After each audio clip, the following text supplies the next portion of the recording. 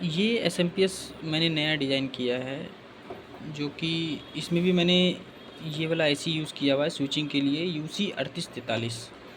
ये वाला आईसी है, ठीक है। तो इसमें पता नहीं कोई तरह का दिक्कत आ रहा है, कहाँ कोई फॉल्ट कंपोनेंट है वो मुझे मिल नहीं रहा है। इसको मैं सॉल्व करूँगा। इसी के लिए मैंने क्या किया कि यहाँ पर उस आईसी को चेक कर रहा हूँ कि आईसी काम कर रहा है या नहीं कर रहा है। तो यहाँ पर मैं मल्टीमीटर में यहाँ पर एसएमपीएस से 13.6 वोल्ट का सप्लाई यहाँ मैंने दिया हुआ है, और यहाँ पर जो इसका मैक्सिमम ड्यूटी साइकिल आ रहा है, फ्रीक्वेंसी जो स्विचिंग 6 नंबर पिन से आउटपुट होता है वो 90% ड्यूटी साइकिल है, ठीक है।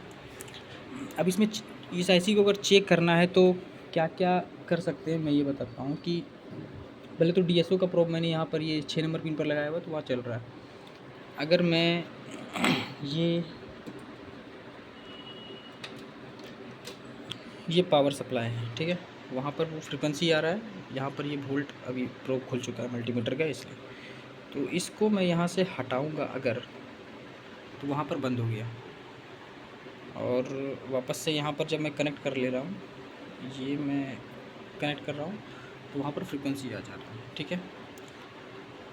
अब और क्या क्या चेक करना है वो मैं बताता हूँ।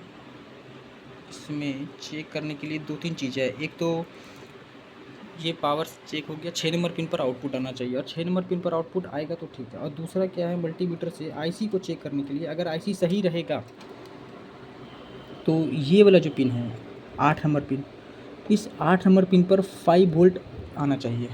जैसे यहाँ पर यहाँ मैं 8 नंबर पिन पर लगा रहा हूँ, यहाँ पर 5 वोल्ट आ रहा है। अगर यहाँ 5 वोल्ट नहीं आ रहा, मतलब 5.1 या 4.9 1 वोल्ट आगे पीछे आएगा, नहीं तो यहाँ पर 5 आना चाहिए उसके 1 वोल्ट आगे पीछे, तो ये आईसी सही काम कर रहा है। अगर नहीं आ रहा है मतलब आईसी में दिक्कत है। दूसरा क्या है कि ये 2 नंबर पिन और 3 नंबर पिन होता है वोल्टेज फीडबैक और करंट सेंस, उस दोनों को मैंने यहाँ पर ग्राउंड दे दिया है। ये जैसे ये वाला देखेंगे तो ये 2 नंबर पे कनेक्ट है, ये वोल्टेज फीडबैक का है, और वहाँ पर फ्रिक्वेंसी आ रहा है।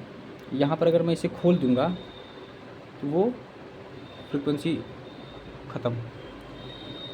इस पर मैं थोड़ा सा उंगली लगा रहा हूँ तो वो फ्लोटेड वैल्यू वहाँ पर आ रहा है, तो वो फ्लक्चुएट कर रहा है ये इस तरह से, और इसे मैं अगर छोड़ दूँगा तो ये बंद हो जाएगा। मतलब ये ग्राउंड कनेक्ट कर दिए तो वो आ रहा है। अगर ये ग्राउंड कनेक्ट नहीं रहेगा तो आईसी ऑफ वो तरह से हो जाएगा। और करंट सेंस वाला भी सेम है, उसे मैंने यहाँ पे खोल दिया करंट सेंस वाला। ये कौन सा खुल, ये ग्राउंड ही खुल चुका है, सॉरी, ये वाला करंट सेंस का। इस करंट सेंस को मैंने खोला और ये आईसी बंद हो गया, ठीक है। अभी मैं कनेक्ट कर रहा हूँ तो यहाँ पे फ्रिक्वेंसी आ रहा है। तो आईसी को चेक करने के लिए अगर एसएमपीएस में कोई तरह का दिक्कत है, जिस एसएमपीएस में यूसी 3843, 3842, 45 लगा हुआ है, सबका फंक्शन सेम ही रहता है, बस स्टार्टअप करंट का ही अंतर है। अभी मैंने इसे डायरेक्ट एसएमपीएस से 13 वोल्ट दिया, पिन नंबर 8 पर 5 वोल्ट आना चाहिए, तो आईसी सही है। सीटी करंट सेंस और वोल्टेज सेंस वो ग्राउंड होना चाहिए, या फिर शंट के थ्रू मिलता है। वोल्टेज फीडबैक को ग्राउंड ही डायरेक्ट कनेक्ट किया हुआ रहता है, और करंट सेंस को शंट के थ्रू यहाँ पर दिया हुआ रहता है। तो ये सब करेंगे, और 8 नंबर पिन पर मेरा 5 वोल्ट का सप्लाई आएगा तो मेरा आईसी सही है। और ये फ्रीक्वेंसी इतना जनरेट होना चाहिए इस तरह से, 90-95% ड्यूटी साइकिल रहता है, और CT/RT का कैलकुलेशन के हिसाब से जो फ्रीक्वेंसी जनरेट हो जाए। अभी मैंने इसे 26-27 किलोहर्ट्ज़ की फ्रीक्वेंसी सेट किया हुआ है कि 103 PF लगाया है, और 5.1K का रजिस्टर लगाया है। अगर मुझे फ्रीक्वेंसी ज़्यादा चाहिए तो रेजिस्टेंस की वैल्यू जो है वो हम कम करेंगे तो मेरा फ्रीक्वेंसी बढ़ जाएगा। कैपेसिटर को हम एक कोई वैल्यू लगा करके यहाँ पर स्टेबल कर दिए हैं, 103 का PF लगा हुआ है यहाँ पे। इसके रेजिस्टेंस RT के वैल्यू को हम अगर कम करेंगे 5.1 के जगह पर, अगर मैं 3.3, 2.21, तो फ्रीक्वेंसी जो है वो इंक्रीज़ होगा।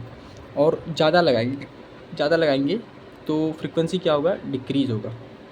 बस इतना सही अंतर है। तो सारा सिस्टम ये आईसी अभी देख रहे हैं कि बहुत सही काम कर रहा है। अब ये एसएमपीएस है, इसको मैं रिपेयर करूँगा फ़िलहाल कि इसमें दिक्कत क्या है नहीं है, फिर मैं बताता हूँ कि ये आउटपुट कैसे दे रहा है। फ़िलहाल तो मैंने ये एसएमपीएस को बनाया हुआ है 5 एम्पियर के लिए, 12 वोल्ट 5 एम्पियर के लिए। यहाँ पर मैंने पोटेंशियोमीटर लगाया हुआ है जो कि वोल्टेज को 12 वोल्ट 9 वोल्ट से लेकर के 20 वोल्ट तक का ये आउटपुट बना के देगा। और 12 वोल्ट में ये मैंने 5 एम्पियर के लिए डिज़ाइन किया है, तो 20 वोल्ट में 4 एम्पियर 3.5 एम्पियर ये आराम से उठा लेगा,